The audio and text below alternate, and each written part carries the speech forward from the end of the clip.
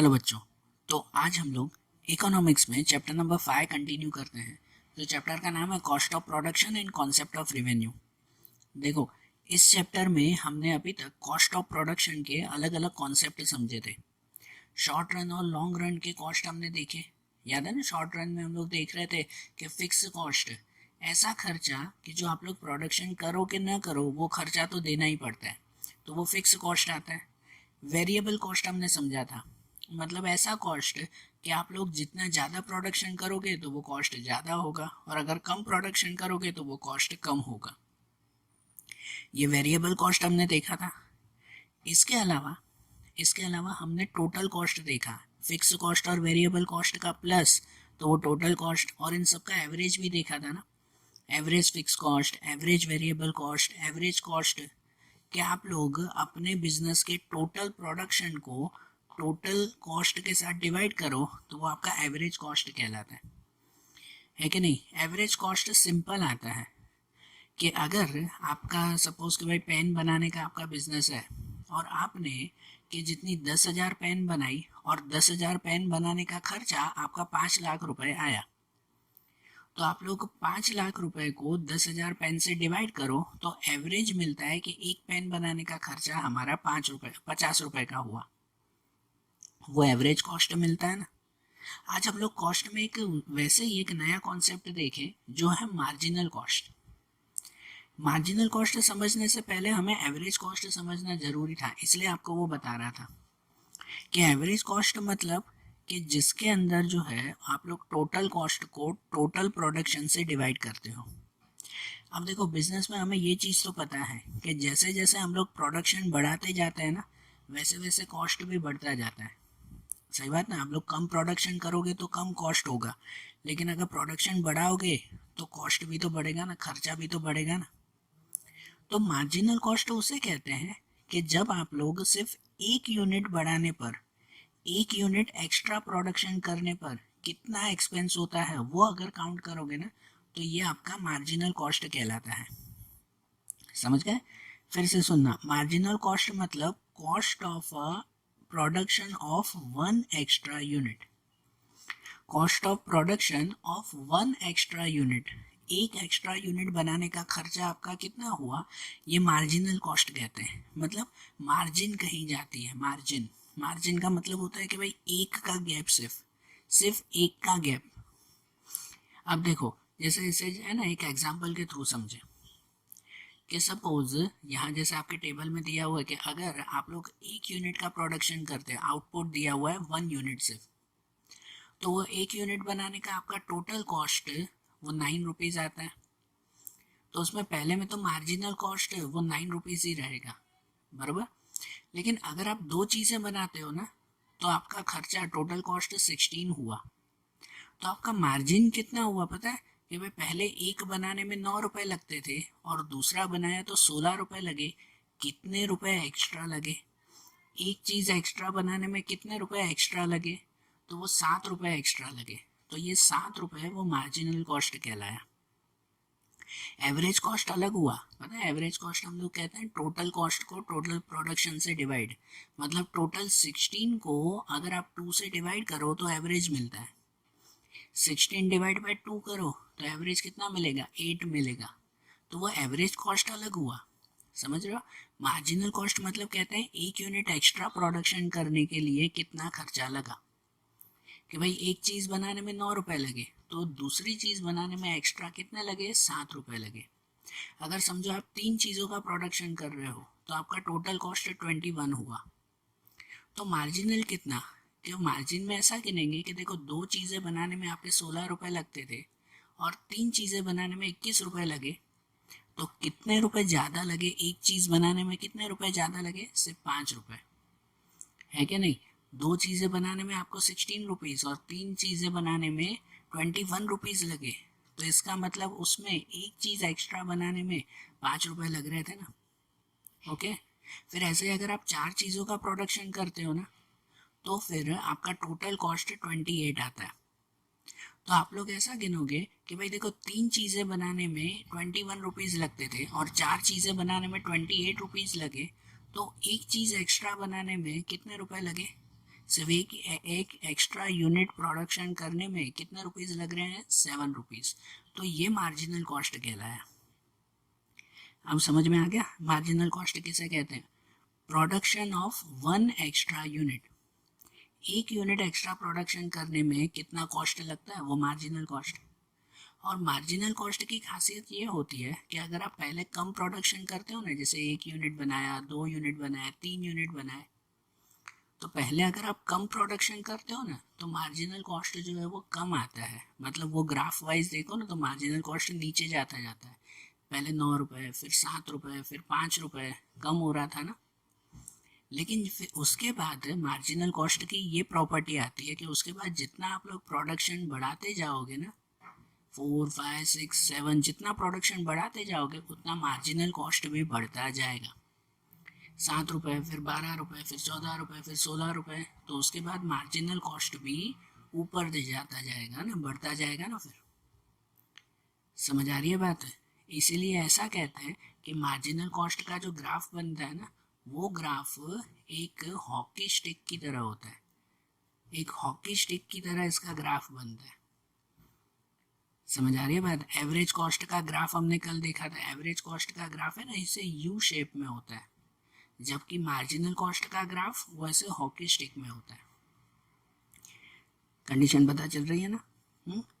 और देखो average cost और मार्जिनल कॉस्ट ये दोनों ही है ना, ये दोनों ही बिजनेस में फ्यूचर की प्रॉफिट एंड लॉस जानने के लिए, फ्यूचर प्लानिंग करने के लिए ये कॉस्ट बहुत काम आते हैं। इसलिए आपको आगे का एक कॉन्सेप्ट दिया हुआ है, एक शॉर्ट कॉन्सेप्ट है, जो कॉन्सेप्ट है inter relationship between average cost and marginal cost. इसलिए मैं आपको बार बार दोनों समझा रहा था कि inter relationship between average cost and marginal cost, कि एवरेज कॉस्ट और मार्जिनल कॉस्ट के बीच में क्या रिलेशन है इन दोनों में। देखो एवरेज कॉस्ट मतलब कहलाता है कि टोटल अमाउंट को, मतलब टोटल कॉस्ट को टोटल प्रोडक्शन से डिवाइड करो तो वो एवरेज कॉस्ट मिलता है, ठीक है। और मार्जिनल कॉस्ट मतलब जैसे अभी समझा है कि एक यूनिट एक्स्ट्रा प्रोडक्शन करने के लिए कितना कॉस्ट लगता है, वो मार्जिनल कॉस्ट कहलाता है। देखो ये टेबल वाइज ही इसे समझे तो इनका रिलेशन पता चलेगा कि सपोज अगर आप एक यूनिट प्रोडक्शन करते हो ना तो आपका टोटल कॉस्ट 20 है, टोटल कॉस्ट 20, तो उसके हिसाब से एवरेज भी 20 रहेगा ना। टोटल कॉस्ट को टोटल प्रोडक्शन से डिवाइड, मतलब 20 डिवाइड 1 तो 20 रहेगा एवरेज। और मार्जिनल कॉस्ट कुछ भी नहीं, वो तो एक एक्स्ट्रा बनाने का खर्चा हम लोग ढूंढेंगे ना, बराबर। आप समझो कि अगर आप लोग 2 यूनिट बना रहे हो तो आपका टोटल कॉस्ट 35 आ रहा है, तो एवरेज अगर ढूंढोगे ना तो 35 डिवाइड बाय 2 17.5 आएगा एवरेज इतना। लेकिन अगर मार्जिनल आप ढूंढोगे तो देखो एक चीज बनाने में 20 रुपए लगते थे, 2 चीजें बनाई तो 35 रुपीज, 35 रुपए लगे। एक एक्स्ट्रा बनाने में कितना खर्चा लगा, तो 15 रुपए, मार्जिनल कॉस्ट 15 रुपए हुआ। फर्क है ना, बराबर। उसके बाद अगर आप 3 यूनिट प्रोडक्शन करते हो ना तो फिर टोटल कॉस्ट 45 रुपीज है आपका। तो एवरेज कितना हुआ, 45 डिवाइड बाय 3, एवरेज 15 रुपीज हुआ। लेकिन मार्जिनल देखो तो मार्जिनल कॉस्ट पहले 35 रुपीज लग रहे थे 2 यूनिट बनाने के, 3 यूनिट के 45, तो एक यूनिट एक्स्ट्रा बनाने के कितने लगे, तो एक यूनिट एक्स्ट्रा बनाने के 10 रुपए लगे। मार्जिनल कॉस्ट मतलब एक यूनिट एक्स्ट्रा बनाने का कॉस्ट। फर्क है ना दोनों में, एवरेज और मार्जिनल में। उसके बाद अगर आप 4 यूनिट बनाते हो तो टोटल कॉस्ट 60 रुपीज आ रहा है, तो एवरेज कॉस्ट 15, एवरेज कॉस्ट 15 ना, 60 डिवाइड बाय 4 तो 15। और मार्जिनल कॉस्ट देखो तो देखो 3 यूनिट बनाने के 45 रुपीज, तो 4 यूनिट बनाने के 60 रुपीज, तो 45 और 60 का गैप 15 रुपए ही हुआ, है ना। एक यूनिट एक्स्ट्रा बनाने के 15 रुपए। यहाँ पे एवरेज और मार्जिनल कॉस्ट दोनों इक्वल हो गए। उसके बाद नंबर 5 में कि टोटल कॉस्ट जो है वो 85 रुपीज हुआ। 5 यूनिट बनाने का कॉस्ट 85 रुपीज, तो उसके अकॉर्डिंग एवरेज कॉस्ट कितना हुआ, तो average cost 17, 85 divide by 5, average 17। और मार्जिनल देखो तो मार्जिनल 60 और 85 का गैप 25। ऐसे ये जितना भी प्रोडक्शन आगे बढ़ाते जाओ तो एवरेज कॉस्ट और मार्जिनल कॉस्ट अलग अलग आएगा ना। अब इनके हिसाब से है ना, यहाँ जो ग्राफ वाइज इसे समझना, एवरेज कॉस्ट का ग्राफ ये है ना, ये अंदर ये यू शेप का जो बना हुआ है, और मार्जिनल कॉस्ट का ग्राफ ये है, ये हॉकी स्टिक में। अब देखो इनमें तीन कंडीशन बनती है। पहली कंडीशन ये, ध्यान से समझना, पहली कंडीशन ये होती है कि जब जो है वो प्रोडक्शन कम हो ना, जब प्रोडक्शन कम हो तब उस वक्त मार्जिनल कॉस्ट हमेशा एवरेज कॉस्ट से कम होता है। Marginal cost is less than average cost. जब प्रोडक्शन कम हो, पहले 1 यूनिट 2 यूनिट 3 यूनिट बना रहे हैं तो देखो एवरेज कॉस्ट 20, 17.5, 15, जबकि मार्जिनल 10 और 15, फिर 10। अगर देखा जाए ना इसमें कंडीशन, तो एवरेज कॉस्ट भी धीरे धीरे कम ही हो रहा है। अगर प्रोडक्शन जब कम होता है ना, 1 2 3 यूनिट खाली बना रहे हैं, तो एवरेज कॉस्ट कम होता जा रहा है। पहले 20 था, फिर 17, फिर 15, तो मार्जिनल कॉस्ट भी कम होता जा रहा है। लेकिन मार्जिनल कॉस्ट ज़्यादा कम होगा, तो इसका मतलब क्या पता है, देखो एवरेज कॉस्ट की लाइन भी नीचे की तरफ जाएगी और मार्जिनल कॉस्ट की लाइन भी नीचे की तरफ जाएगी, लेकिन मार्जिनल कॉस्ट ज़्यादा नीचे होगा, इसलिए कहा जाएगा कि marginal cost is less than average cost. ये पहली कंडीशन। फिर आपको एक कंडीशन ऐसे मिलेगी इसमें इसमें आपके बिजनेस में भी हमेशा एक कंडीशन ऐसे मिलेगी कि जब मार्जिनल कॉस्ट और एवरेज कॉस्ट इक्वल हो जाएंगे। जब आपको इतना प्रोडक्शन होगा आपका फिक्स, जैसे कि 4 यूनिट प्रोडक्शन करते हैं, तब उस वक्त एवरेज कॉस्ट भी 15 हो गया और मार्जिनल कॉस्ट भी 15 होता जाएगा, है कि नहीं। मतलब देखो दोनों में एक सिचुएशन ऐसी आएगी कि जब ये दोनों ग्राफ आपस में ज्वाइंट होंगे, हो रहे हैं ना इस पॉइंट पे ज्वाइंट, एक दूसरे को इंटरसेक्ट कर रहे हैं, कि उस सिचुएशन में मार्जिनल कॉस्ट और एवरेज कॉस्ट इक्वल होगा। समझ रहे हो, ये सिचुएशन जब आती है ना, बिजनेसमैन ऑलमोस्ट इस सिचुएशन पे अपना प्राइस डिटर्मिनेट करते हैं।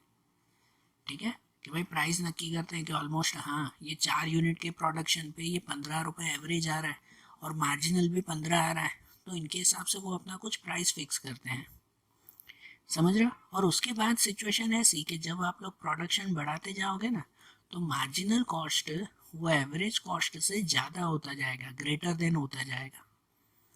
फिर जैसे जैसे प्रोडक्शन बढ़ेगा तो हमें पता है कि एवरेज कॉस्ट भी बढ़ता जाएगा, है कि नहीं, एवरेज कॉस्ट भी बढ़ता जाएगा 17, 19, 21, और मार्जिनल कॉस्ट भी बढ़ता जाएगा 25, 30, 35।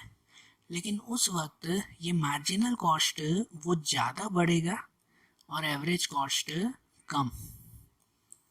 ठीक है, तो इसी वजह से मार्जिनल कॉस्ट वो एवरेज कॉस्ट से भी ज़्यादा होता जाएगा। Marginal cost is greater than average cost.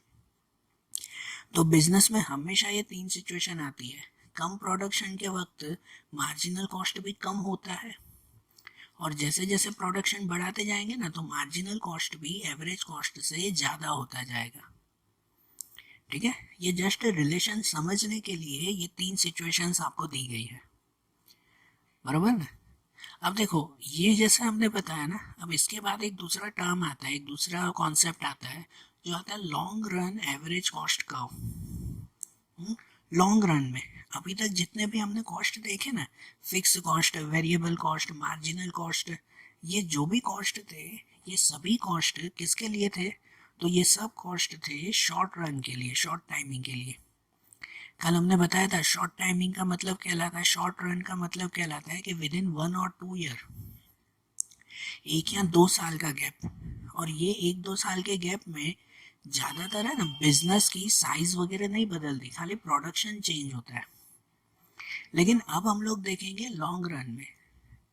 अब लॉन्ग रन सिचुएशन ये कहलाती है, लॉन्ग रन में ये सिचुएशन कहलाती है कि जब बिजनेस में सभी चीज़ें बदल जाती हो।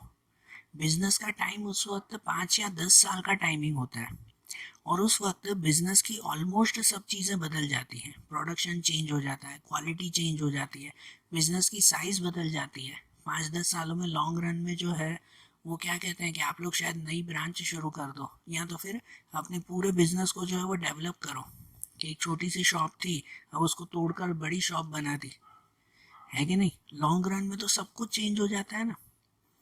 और इसीलिए लॉन्ग रन के बारे में ये दो चीज़ें खास कही जाती है।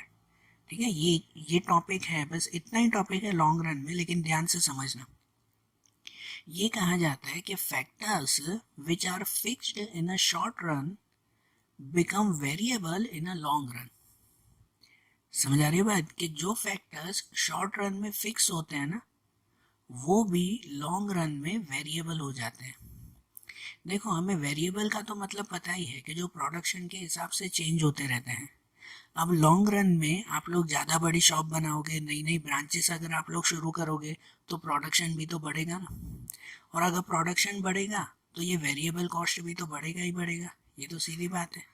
लेकिन फिक्स कॉस्ट तो फिक्स ही रहता है ना। लेकिन लॉन्ग रन में ऐसा कहा जाता है कि लॉन्ग रन में फिक्स कॉस्ट भी बदल जाता है, मतलब कि फिक्स कॉस्ट भी फिक्स नहीं रहता, वेरिएबल बन जाता है। एक एग्जांपल बताऊं चलो, कि जैसे आप लोग कोई शॉप है, उस शॉप का आपने रेंट लिया है, या रेंट पे आपने जो है वो शॉप ली है, तो उसका रेंट पे करना होता है ना। रेंट पे करना वो आपका क्या कहलाता है, फिक्स कॉस्ट कहलाता है।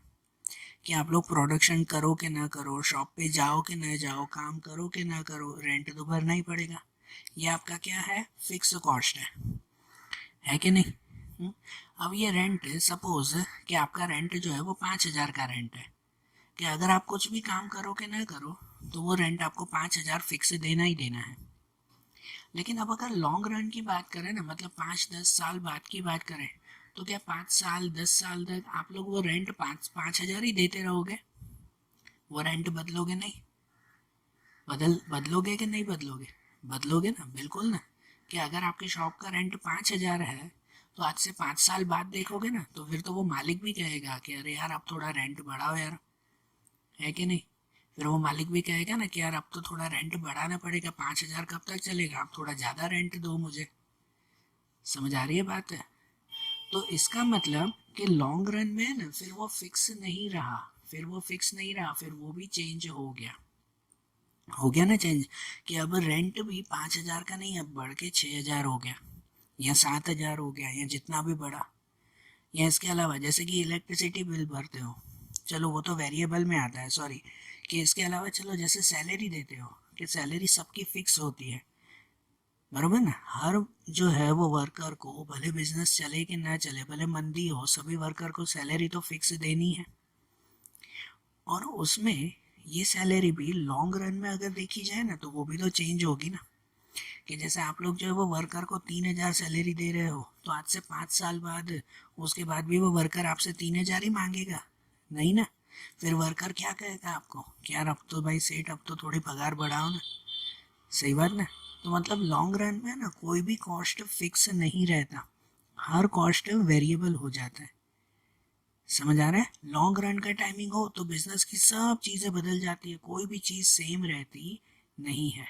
इसलिए कहते हैं ना, it means all cost are variable in long run. कि लॉन्ग रन में सभी कॉस्ट वेरिएबल हो जाते हैं, मतलब सब कॉस्ट चेंज हो जाते हैं, सब कुछ चेंज हो जाता है। फिर आपका रेंट हो, कि भाई वर्कर्स की सैलरी हो, दूसरे कोई कॉस्ट हो, जो भी तरह का कॉस्ट हो, सब कॉस्ट चेंज हो ही जाते हैं। समझ आ रही है ना बात है। अब देखो, यहाँ पे हमारा कॉस्ट का टॉपिक कंप्लीट हुआ। अब चैप्टर का दूसरा टॉपिक जो शॉर्ट में दिया हुआ है, वो जो टॉपिक है रेवेन्यू का, कॉन्सेप्ट ऑफ रेवेन्यू। जैसे कॉस्ट में हमने जो जो चीज़ें देखी ना, वही चीज़ें हम रेवेन्यू में भी देखनी है, लेकिन इसमें बहुत शॉर्ट में दिया हुआ है आपको कि कॉन्सेप्ट ऑफ रेवेन्यू, ये समझे। अब रेवेन्यू मीन्स क्या, रेवेन्यू मतलब क्या कहते हैं, तो रेवेन्यू का मतलब होता है इनकम। आप लोग जो सेल करते हो ना, तो सेल करने से मतलब कोई भी चीज़ बेचने से आपको कितने पैसे मिल रहे हैं, तो वो आपका रेवेन्यू कहलाता है, इनकम कहलाती है। आपका बिजनेस टिका हुआ ही तो इन पे है, रेवेन्यू पर ही ना। हर बिजनेसमैन यही चाहता है, हर बिजनेसमैन ये चाहता है कि मुझे ज़्यादा से ज़्यादा प्रॉफिट मिले, बरोबर ना। मैं ज़्यादा से ज़्यादा प्रॉफिट कमाऊँ, हर बिजनेसमैन यही चाहता है। और वो प्रॉफिट कमाने के लिए वो क्या करेगा, तो अपना रेवेन्यू बढ़ाने की कोशिश करेगा ना, है ना। हर बिजनेसमैन के लिए ये रेवेन्यू का कॉन्सेप्ट बहुत इंपॉर्टेंट आता है। कॉस्ट और रेवेन्यू दोनों ही इंपॉर्टेंट है। अब इन रेवेन्यू में भी हम लोग जो है वो अलग अलग कॉन्सेप्ट देखें, तो इनमें सबसे पहला आता है, वो आता है टोटल रेवेन्यू। तो टोटल रेवेन्यू मतलब क्या, कि आपने बिजनेस में टोटल जितनी सेल की है ना, टोटल जितनी सेल की है उससे आपको जो टोटल इनकम मिली है वो आपका टोटल रेवेन्यू कहलाया, बराबर ना। टोटल सेल से जितनी आपको टोटल इनकम मिली वो आपका टोटल रेवेन्यू। मतलब कि टोटल रेवेन्यू दो चीज़ों से गिनते हैं, एक तो यूनिट सोल्ड, मतलब कितने यूनिट कितनी सेल आपने की है वो, एंड दूसरा प्राइस ऑफ कमोडिटी कि उसमें एक का प्राइस कितना था वो। इन दोनों का मल्टीप्लाई है तो आपको टोटल रेवेन्यू मिलता है। समझो ऐसे ही गिने कि अगर जो है वो आपकी कोई पेन बनाने की कंपनी है और आपने जो है वो पूरे महीने में 1,000 पेन बेची। कितनी पेन? 1,000 पेन बेची, और हर एक पेन जो है वो 50 रुपीज़ की थी। हर पेन कितने की थी? 50 रुपीज़ की थी। तो यूनिट सोल्ड आपने 1,000 यूनिट बेचे और मल्टीप्लाई प्राइस ऑफ कमोडिटी कि भाई टोटल प्राइस है, एक की प्राइस 50 रुपीज़, एक पेन 50 रुपये में, तो टोटल आपको कितने मिलेंगे कि 50 मल्टीप्लाई 1000 करो तो कितना हो जाएगा, तो वो हो जाएगा ना 50,000 रुपीज़। कितने मिलेंगे टोटल आपको? 50,000 रुपीज़ मिलेंगे। ये 50,000 रुपीज़ वो आपका टोटल रेवेन्यू कहलाया। समझ आई ना, सिंपल सा कॉन्सेप्ट है ना ये टोटल रेवेन्यू। और ऐसे ही दूसरा कॉन्सेप्ट आता है इसका जो कहते हैं एवरेज रेवेन्यू। एवरेज रेवेन्यू मतलब क्या? तो एवरेज रेवेन्यू मतलब कि आपने जितना भी रेवेन्यू कमाया है, जितनी भी इनकम हुई है, उसे टोटल सेल से अगर डिवाइड करो ना तो आपका एवरेज रेवेन्यू मिलता है। तो एवरेज रेवेन्यू मतलब कहते हैं कि जैसे आपको एक यूनिट बेचने में कितना मिला तो वो आपका एवरेज कहलाया। जैसे कि ऐसे ही हम लोग एग्जांपल से ही समझें कि सपोज आपका टोटल रेवेन्यू 50,000 है, मैं उसी का ही उल्टा एग्जांपल ले रहा हूँ कि समझो आपको अगर टोटल जो है वो 50,000 रुपये रेवेन्यू मिले हैं, महीने के आपने इतने कमाए, और टोटल सेल कितनी की, तो टोटल समझो आपने 1,000 रुपये बेचे ना, यहाँ 1,000 रुपये की से 1,000 यूनिट की सेल की है, सॉरी 1,000 यूनिट की आपने सेल की है।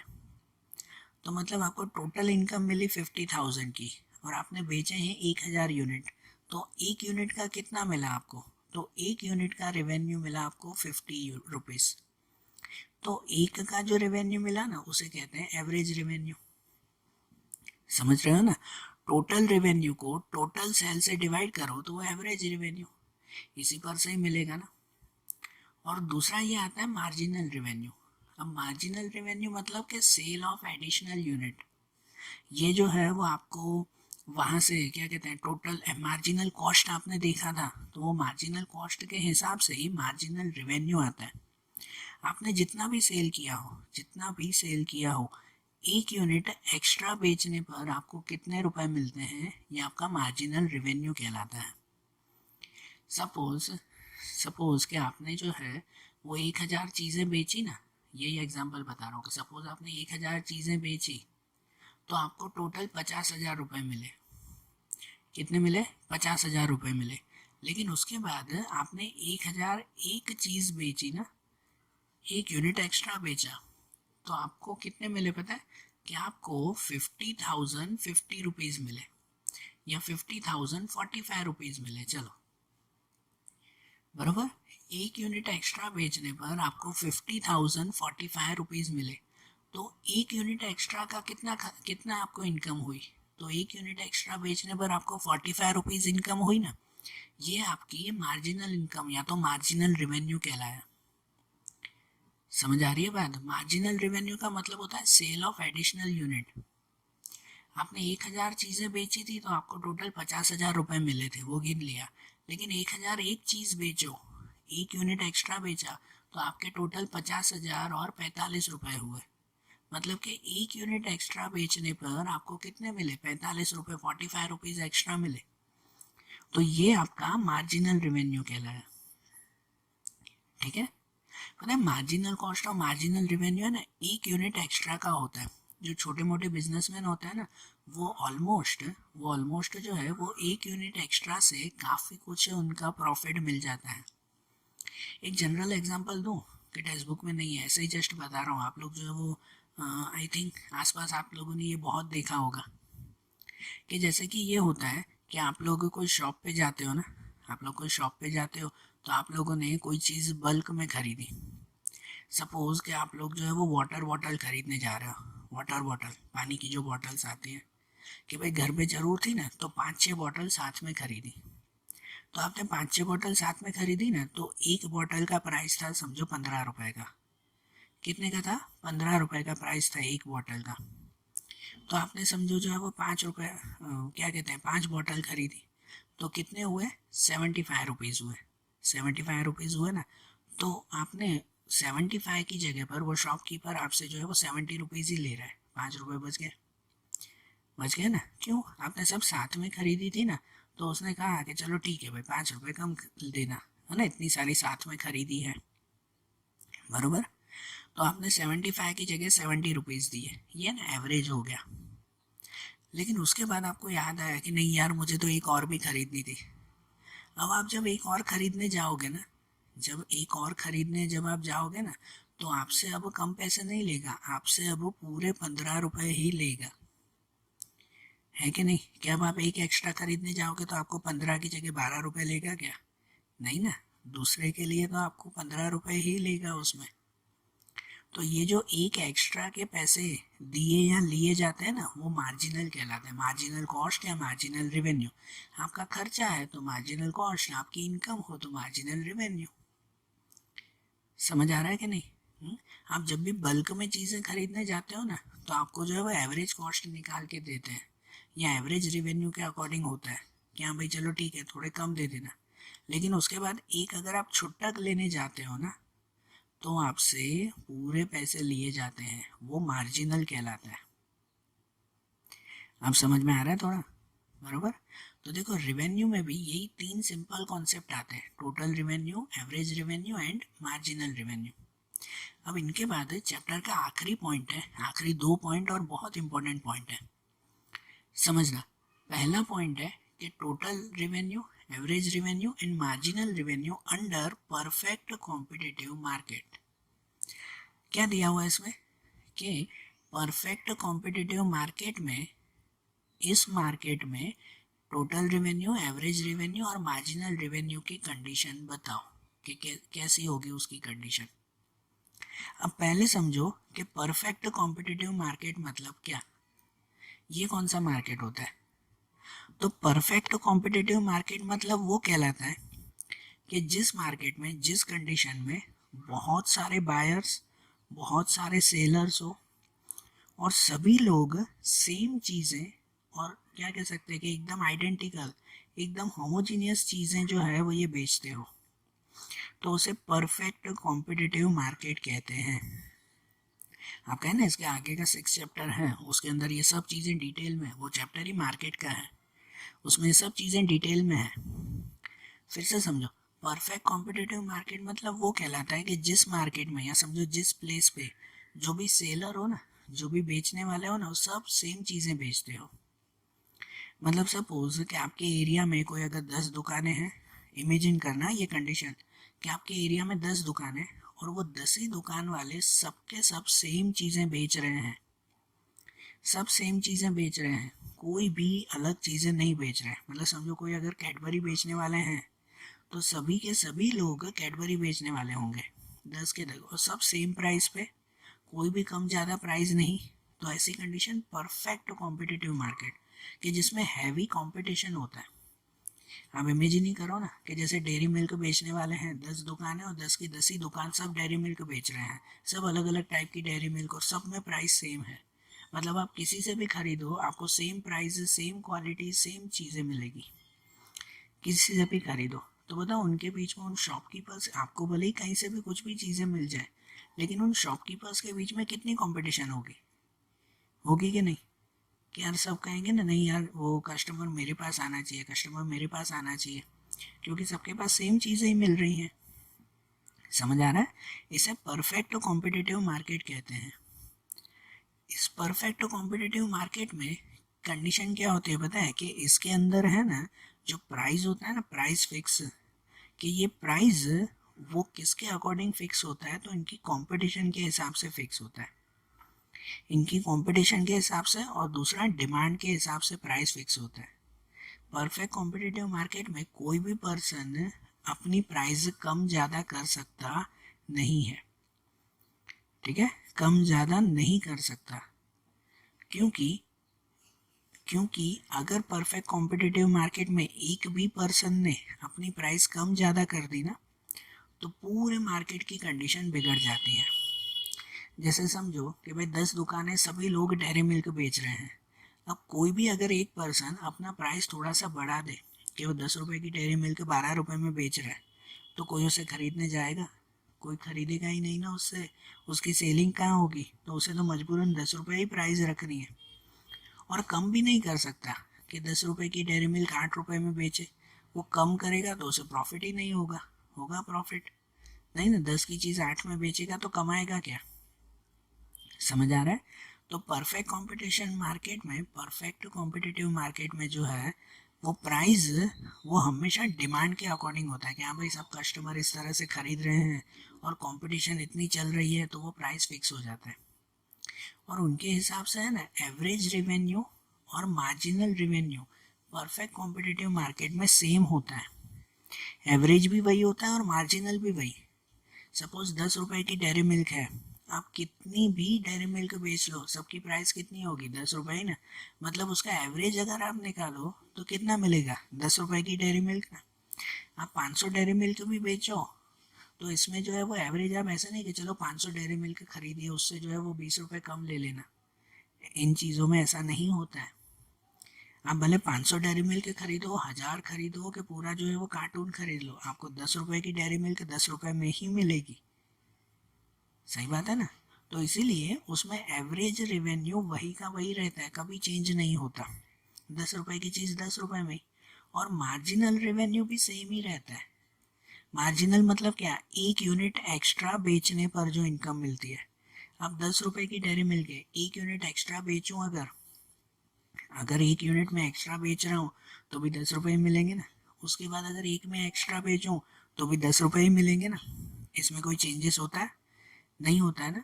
तो इसलिए एवरेज रेवेन्यू और मार्जिनल रेवेन्यू सेम रहता है। इसलिए इसका जब ग्राफ बनता है ना, तो ग्राफ में average revenue equal to marginal revenue equal to price, मतलब जितना प्राइस हो ना वही एवरेज और मार्जिनल रेवेन्यू बनता है। इसके ग्राफ में ये सीधी लाइन रहती है, किसकी? एवरेज और मार्जिनल रेवेन्यू की। समझो प्राइस 10 रुपए का है तो एवरेज भी 10 रुपए का और मार्जिन भी 10 रुपए का ही रहेगा। ठीक है ना, क्योंकि हैवी कंपटीशन है। अगर जरा सी भी प्राइस बदल दी तो फिर आप मार्केट में टिक ही नहीं पाओगे, आपकी शॉप बंद करने का टाइम आ जाएगा, ऐसी हालत हो जाएगी। तो इसलिए कंपटीशन में कभी भी प्राइस बदल सकते नहीं है। तो ऐसी कंडीशन में ये चीज़ ध्यान रखो, एवरेज और मार्जिनल रेवेन्यू सेम रहता है, ग्राफ ऐसा रहता है ना सीधा। लेकिन जो टोटल रेवेन्यू है वो टोटल रेवेन्यू कंटिन्यूसली बढ़ता जाता है। टोटल रेवेन्यू ऊपर की तरफ जाता है, टोटल रेवेन्यू कंटिन्यूसली बढ़ता जाएगा। क्योंकि भले 10 रुपए की चीज़ है, सबके पास सेम है, लेकिन इनकम तो होती रहेगी ना उसमें। जब प्राइस चेंज ही नहीं होगा तो इनकम तो कंटिन्यूसली बढ़ती ही रहेगी ना उसमें। समझ आ रही है बात? है कि भले जो है वो कभी ना कभी जो भी कस्टमर्स आएंगे तो सभी कस्टमर 10 रुपए में ही खरीदेंगे, कोई भाव तोल करेगा नहीं, कोई कुछ कहेगा नहीं, तो 10 रुपए में ही बेचते रहेंगे। तो टोटल रेवेन्यू, जो टोटल इनकम है, वो तो कंटिन्यूसली बढ़ती रहेगी ना। समझे? तो परफेक्ट कॉम्पिटिटिव मार्केट में ऐसी कंडीशंस में एवरेज रेवेन्यू, टोटल रेवेन्यू और मार्जिनल रेवेन्यू की क्या कंडीशन होती है वो ध्यान आया ना? बराबर ना? ये ग्राफ वाइज ही आपको समझना है। और इनके बाद ऐसे ही दूसरी कंडीशन, इन चैप्टर का आखिरी पॉइंट आता है, जो आता है वही चीज़ है कि total revenue, average revenue and marginal revenue under imperfectly competitive market. Imperfectly competitive market, okay. पहले हमने देखा परफेक्ट कॉम्पिटिटिव, अब ये इम्परफेक्ट कॉम्पिटिटिव। इम्परफेक्ट कॉम्पिटिटिव का मतलब क्या? जो परफेक्ट ना हो। आगे हमने परफेक्ट कॉम्पिटिटिव में क्या देखा आपने, कि जहाँ पर सभी लोग एक जैसी चीज़ें बेचते हो। लेकिन इम्परफेक्ट में जहाँ सभी लोग एक जैसी चीज़ें नहीं बेच रहे, सबके पास अलग अलग चीज़ें हैं, किसी की क्वालिटी अलग, किसी का प्राइस अलग, किसी का टेस्ट अलग। कि जैसे अगर आप लोगों को चॉकलेट का ही एग्जांपल ले रहे थे, तो अगर 10 दुकानें हैं तो सबके सब डेयरी मिल्क नहीं बेच रहे, चलो सब बेचते चॉकलेट ही हैं, लेकिन सबके पास डेयरी मिल्क नहीं है। एक इंसान डेयरी मिल्क बेच रहा है, दूसरा जो है वो 5 स्टार होगा, तीसरे के पास मंच है, चौथे के पास किटकैट। मतलब बेच तो चॉकलेट ही रहे हैं, लेकिन सबके पास अलग अलग है, सेम चीज़ें नहीं। अगर जैसे कपड़ों की दुकानें होती हैं, आपके घर के आसपास काफ़ी होगी ऐसी कपड़ों की दुकानें, है ना। या कोई सिटी में जब आप मार्केट में जाते हो तो मार्केट में एक ही लाइन में 10 कपड़ों की दुकानें होती है, सब साथ में होती है कि नहीं। लेकिन सबके पास वैरायटी अलग अलग होती है। क्या सबके सब सेम चीज़ें बेचते हैं क्या? नहीं ना। सेम चीज़ें बेचना तो वो तो परफेक्ट कॉम्पिटिटिव आता है। लेकिन आप जैसे कपड़ों की दुकानें देखते हो तो क्या वो सब सेम चीज़ें बेचते हैं? नहीं। होते सबके पास कपड़े ही हैं। अगर आप शर्ट खरीदने जा रहे हो तो शर्ट की 10 दुकानें एक लाइन में होगी, लेकिन सबके पास वो शर्ट्स अलग अलग स्टाइल की होगी। किसी के पास, सबके पास कलर अलग अलग होंगे, डिज़ाइन अलग अलग होगी, कपड़े की क्वालिटी अलग अलग होगी, साइज़ अलग अलग होगी, प्राइस अलग अलग होगी। सही बात क्या नहीं? ठीक है। तो ये इम्परफेक्ट कॉम्पिटिटिव मार्केट है। इनके दूसरे नाम आते हैं ना, इम्परफेक्ट में आते हैं monopoly, duopoly, oligopoly, monopolistic competitive. ये सभी मार्केट आप लोग 6 चैप्टर में समझोगे, अभी शॉर्ट में बता रहा हूँ। मोनोपोली मतलब कहलाता है कि जहाँ पर बेचने वाला सिर्फ एक ही इंसान हो। जब एक ही चीज़ कोई एक ही इंसान के पास मिलती है और पूरे मार्केट में वैसी चीज़ और कहीं पर भी न मिले, तो वो उसकी मोनोपोली कहलाती है। भाई पूरा मार्केट घूम लो, ये चीज़ आपको कहीं नहीं मिलेगी, तो ये उसकी मोनोपोली हुई। कि लोग कहीं से भी जाएंगे ना, आएंगे वापस उसके पास ही। उसके बाद ड्यूओपोली आती है, इम्परफेक्ट में ड्यूओपोली। ड्यूओपोली का मतलब होता है कि जिसमें दो लोगों के पास, दो दो लोगों के पास जो है वो कोई सेम चीज़ें हो, तो वो ड्यूओपोली कहलाता है। उसके बाद ओलिगोपोली। ओलिगोपोली मतलब कुछ लोग, भाई 5-10 शॉपकीपर हैं जिनके पास सब सेम चीज़ें रहती हैं हमेशा। And monopolistic competition. तो मोनोपोलिस्टिक कंपटीशन मतलब कि जिसमें जो है वो मोनोपोली के अकॉर्डिंग कंपटीशन चलती हो। ठीक है। इन सब के बारे में आप आगे समझोगे, बहुत डिटेल में समझोगे इन मार्केट्स के बारे में ना, चैप्टर 6 में। अभी तो खाली इतना समझो कि ये इम्परफेक्ट कॉम्पिटिटिव मार्केट है, मतलब जिसमें सब लोग सेम चीज़ें नहीं बेच रहे। सबके पास अलग अलग जो है वो क्वालिटीज़, अलग अलग प्राइस, साइज, शेप, कलर सब चेंज है।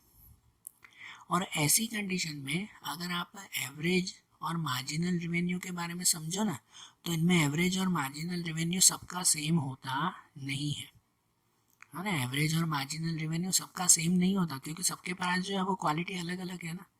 एक किटकैट बेच रहा है, एक जो है वो डेयरी मिल्क बेच रहा है, एक पर्क बेच रहा है, सबके पास अलग अलग चीज़ें होगी।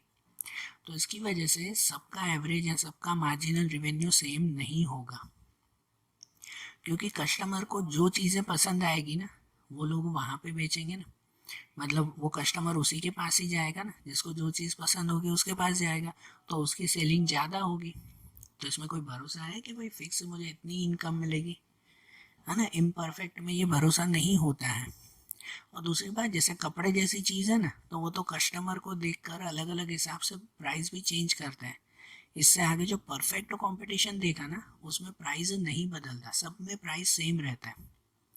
लेकिन ऐसी कंडीशन में इम्परफेक्ट में प्राइस बदलता रहता है। आप कोई कपड़े खरीदने जाते हो ना, तो वो शॉपकीपर होता है ना, वो दूर से ही देखते हैं, यार ये कस्टमर आ रहा है ना, ये कस्टमर रिच है, तो दूर से ही देख लेते हैं कि हाँ यार ये अच्छा खासा कस्टमर आ रहा है। तो उसको 300 रुपये की शर्ट भी होगी ना, तो कहेंगे ये 600 रुपये की है, प्राइस चेंज ना। दूसरे कस्टमर को देखेंगे कि हाँ यार चलो ये थोड़ा जो है वो ये मीडियम कस्टमर आ रहा है, तो 300 रुपये की शर्ट होगी ना, तो उसको 300 में या 400 में ही बेच देंगे। तो सबके लिए सेम चीज़ का प्राइस सबके लिए अलग अलग होता है। इसलिए ऐसी कंडीशन में एवरेज या मार्जिनल रेवेन्यू का कोई फिक्स नहीं होता है। तो उसकी अगर नॉर्मल कंडीशन देखें ना, जो पहले हमने ना इंटर रिलेशनशिप देखा था एवरेज और मार्जिनल रेवेन्यू का, उनके हिसाब से इनमें इनमें मार्जिनल रेवेन्यू धीरे धीरे धीरे धीरे कम होता जाता है। मार्जिनल रेवेन्यू कैसा होता जाता है? कम होता जाता है, क्योंकि ऐसी कंपटीशन में जो है वो आपको हमेशा कस्टमर को अट्रैक्ट करते ही रहना पड़ता है। क्योंकि आपने अगर कस्टमर को अट्रैक्ट नहीं किया तो क्या होगा पता है? कस्टमर दूसरे के पास चला जाएगा। सही बात, आपने कस्टमर को अट्रैक्ट नहीं करोगे तो क्या होगा? कस्टमर दूसरे के पास चला जाएगा। समझो आप किसी को शर्ट बेच रहे हो, समझना, आप किसी को अगर शर्ट बेच रहे हो और आप अगर उसे महंगी बेचोगे तो कस्टमर खरीदेगा? नहीं खरीदेगा ना। वो क्या कहेगा पता है, मैं सीधे पास वाली दुकान पे जा रहा हूँ ना, वहाँ पे भी सेम शर्ट मिलती है, खाली कलर अलग है, मैं उसके पास से खरीद लूँगा, है ना। कस्टमर दूसरे के पास चला जाएगा। और अगर उस कस्टमर को रोकना है तो फिर आप जो है वो उसे कहोगे चलो ठीक है भाई, थोड़े कम पैसे दे देना, खरीद लो ऐसे।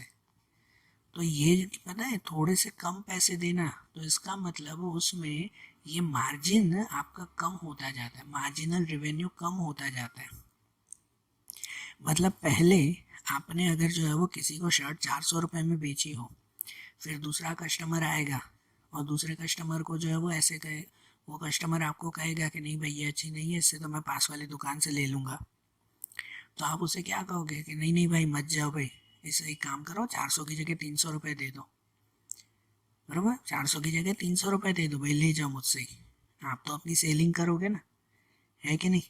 तो इनकी वजह से ऐसी कंडीशन में ना मार्जिनल रेवेन्यू, ये मार्जिनल रेवेन्यू कम होता जाता है, ये मार्जिन जल्दी कम होता जाता है। और अगर मार्जिन कम होगा तो एवरेज रेवेन्यू भी कम होता जाता है। तो इसलिए ऐसे में ना ग्राफ में एवरेज रेवेन्यू का ग्राफ भी कम होता जाता है, लेकिन एवरेज रेवेन्यू धीरे धीरे कम होता है, मार्जिनल रेवेन्यू बहुत जल्दी कम हो जाता है, ठीक है ना, उसका ग्राफ दूर है। एवरेज रेवेन्यू धीरे धीरे कम होता है ऐसी कंडीशन में, इम्परफेक्टली कॉम्पिटिटिव में, जबकि मार्जिनल रेवेन्यू जल्दी कम हो जाता है। और टोटल रेवेन्यू की बात करें तो इसमें टोटल रेवेन्यू फिक्स होता नहीं है, कोई ज़रूरी नहीं है, अगर कोई कस्टमर ही नहीं आया तो टोटल रेवेन्यू मिलेगा ही नहीं, बराबर ना, उसका ग्राफ ही नहीं बना हुआ है, क्योंकि ऐसे में टोटल रेवेन्यू फिक्स नहीं होता, वो कभी भी और कैसे भी चेंज हो सकता है। ओके, समझ आई है दोनों कंडीशन। ये कंडीशन ऐसे समझो, इम्परफेक्टली कॉम्पिटिटिव और परफेक्टली कॉम्पिटिटिव, ये दोनों ही अभी आपको एज ए इंट्रोडक्शन इस चैप्टर में आखिरी के टॉपिक्स दिए हैं। यही टॉपिक्स परफेक्टली और इम्परफेक्टली, ये रेवेन्यू के साथ हम लोग 6 चैप्टर में फिर से पढ़ेंगे इसे, ठीक है। तो अभी जैसे हमने ये टॉपिक समझे ना, वैसे ही इसके आगे के चैप्टर्स हम लोग अगले वीडियोस में देखेंगे। Okay, thank you.